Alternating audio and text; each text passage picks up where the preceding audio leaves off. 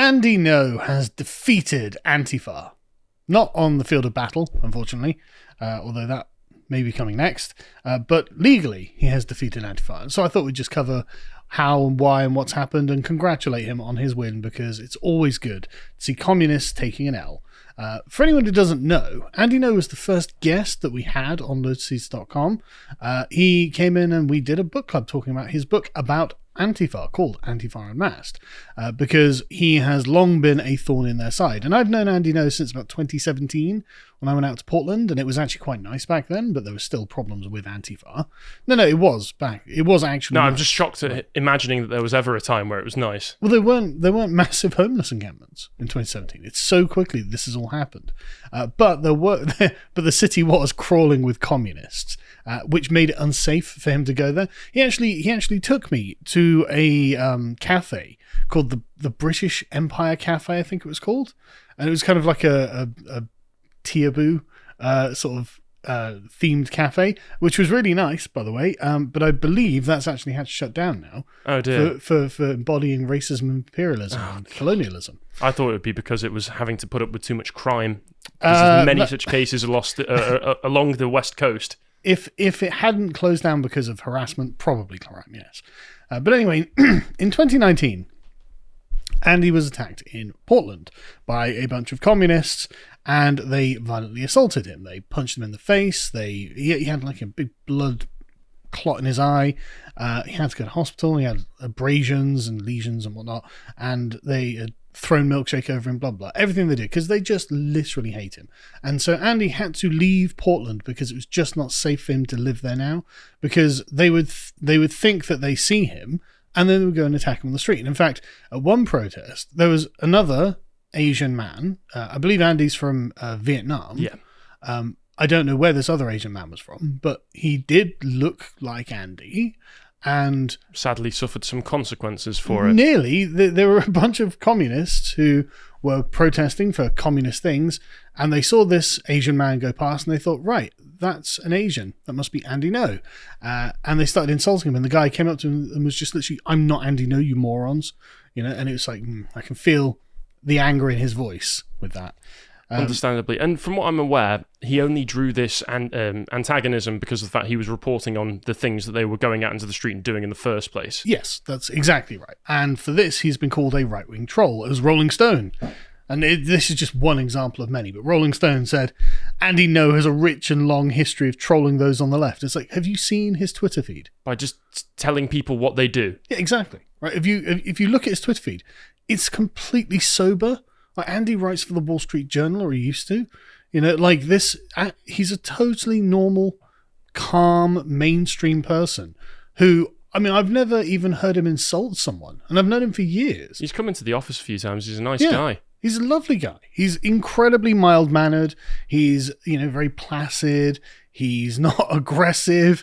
He just doesn't agree with communist politics. That's literally it. And the only aggressive things I've ever found on his Twitter feed are the photos of Antifa members as in their lineups.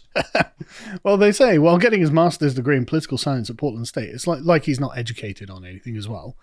He became convinced that a social justice frenzy was rapidly sweeping the nation. Well, then he was right, wasn't he? Well, he became convinced that a social justice frenzy was sweeping America.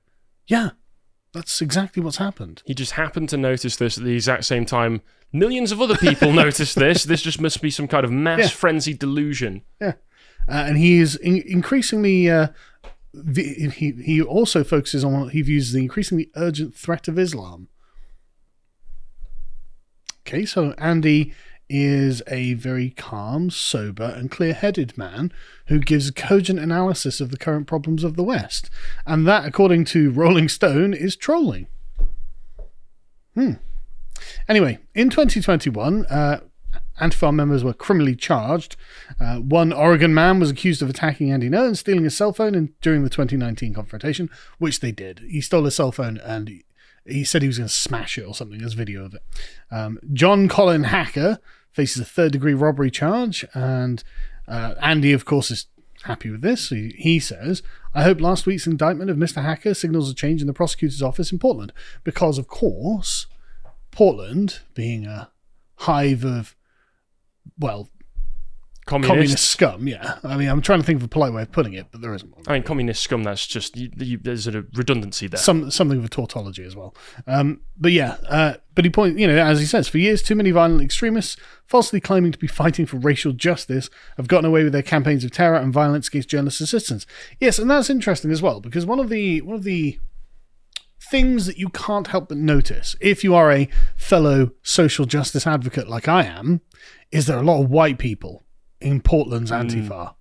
Really, really white. Insufferably white. And they're sat there going, Black Lives Matter, we're for, minorities, blah, blah, blah. It's like, yeah, I bet you are. There's also, within these groups of white people, a lot of hideously deformed and mentally ill people who, if you were to find their Twitter accounts, would probably advertise as such all over their bio. Neurodivergent. Yes. All the entire rogues gallery of anything you can think of. Yes, I have a series of mental illnesses. Also, I'm a good person and you're a bad person for being normal. That's basically the complaint that underpins all of this. And Andy is a normal person. And this has all been allowed by the fact that Portland and many other cities, especially along the West Coast, have leadership, have mayors that actively allow it to happen. They think that they'll win some kind of goodwill from these people if they let them run rampant. But was it Portland where the mayor's house, after the mayor had allowed them to do all this, was attacked directly? Tim Wheeler, I think his name is.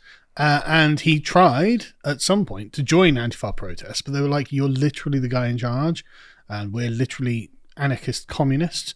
So they drove him out of this protest with booze. And it's like, what were you doing down there? Like, they don't support you, you moron.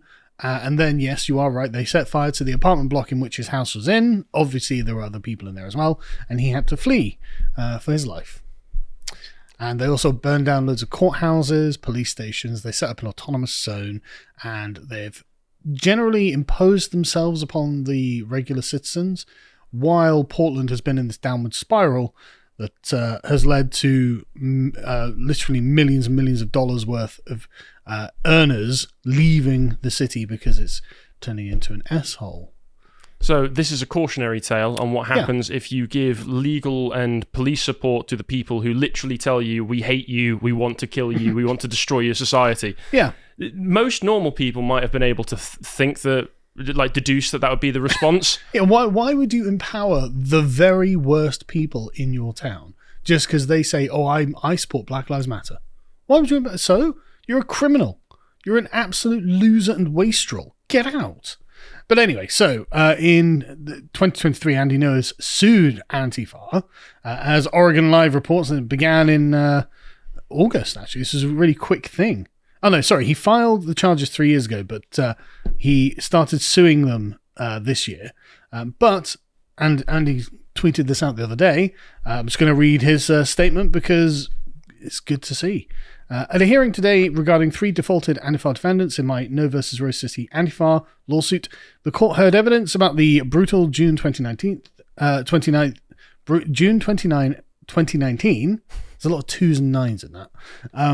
Beating I suffered at the Rose City Antifa event where I was seriously injured.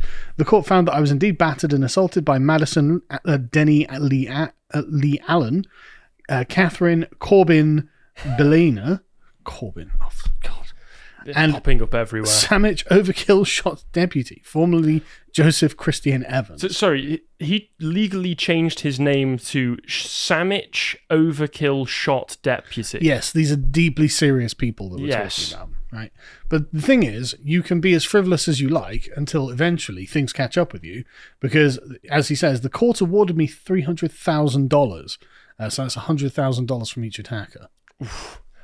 They do not have that much money. They probably don't. They're going to be paying Andy Ngo a sum of money every month, probably for the rest of his life and the rest of their lives as well. Today's victory is a small vindication for the disappointing jury verdict earlier this month at trial, because of course they let them off. But anyway, so that really is just a short update on Andy's victory over the communists. They were in the wrong, Andy was in the right, they assaulted him, and now they owe him $300,000, according to an American court. So good job, Andy. Keep fighting the good fight. If you enjoyed that segment from the podcast of the Lotus Eaters, why not visit our website, where you can watch the podcast live, uncensored, in full, and for free from 1 o'clock UK time every weekday. And while you're there, for as little as £5 a month, you can get access to all of our premium content, including Josh's eclectic series, Contemplations, where in this episode he continues his coverage of cults by discussing Osho with Bo and Stelios. And if you'd like to see the rest of what we're putting out, you can follow Josh on Twitter at @JoshFirm and the rest of us over at @LotusEaters_com. Till next time, goodbye.